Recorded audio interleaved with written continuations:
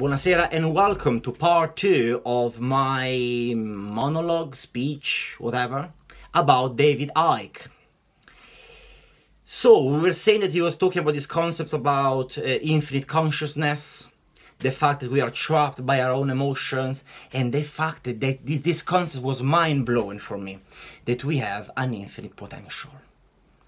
And the change happens almost automatically when you take away all these fears, all this guilt, all this shame that you carry on from your childhood and maybe from whoever believes in reincarnation from previous lives. Imagine lives and lives and lives of fear and guilt and shame and suffering and pain. And as I was saying, I come across this book, I read this book, I start reading. To this day, there is one here. It was there, because I skimmed through it sometimes. The Phantom Shelf. This book was written in 2016, it's not the last one. It's maybe the last one I read, I don't remember. But I've read most of them, and I started reading them in Italian. I've read And the Truth Shall Set You Free. There was a nice one, smaller, and amazing title, I Am Me, I Am Free. There is another one, same size, so not so big, because the Truth Shall Set You Free is quite a heavy book. This one was called And the Infinite Love is the Only Truth, Everything Else is Illusion. I was very much into that. From time to time I would go on and off, I would read it, stop reading it, start buying a new book, reading it again.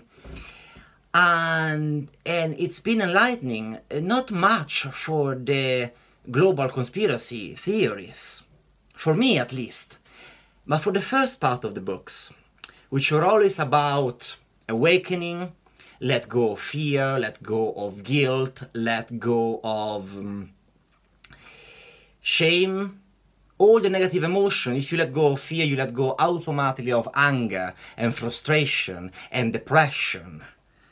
All emotion that blocks you energetically and makes you mentally ill, physically ill, and makes you have a shit life in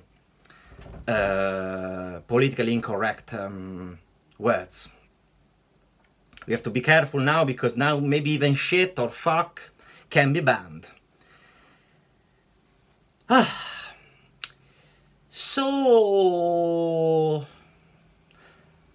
I think that's about it about Icke. You need to do your own research, of course, you need to read the books, but as I say, I'm much more fond of the part about spiritualism, the part about global conspiracy. The part of global conspiracy is about few concepts. That's interesting. Problem, reaction, solution. There is a problem. An unidentified virus, which is affecting 4 people out of 100,000. These are facts and data available everywhere. Even newspapers are quoting them. Problem. Reaction, mass hysteria. Oh my god, there is a deadly virus! Oh my god, I need to wear a mask, I need to wear gloves, I am not leaving. I'm not leaving my house until the government says it's safe. I'm not leaving my house. Dramatized fear. But not so far away from reality for some people. And then it's like, the government has to do something. And of course the government did. Problem, reaction, and the government offered a solution. More control.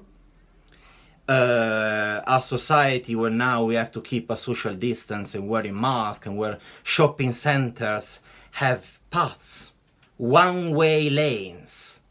You cannot go against the flow, never go against the flow. Police with masks in public transports, telling you to wear a mask even though there is no law in UK that tells you to wear a mask. I haven't been wearing a mask for the past 10 days. No one ever no one ever charged me with a fine.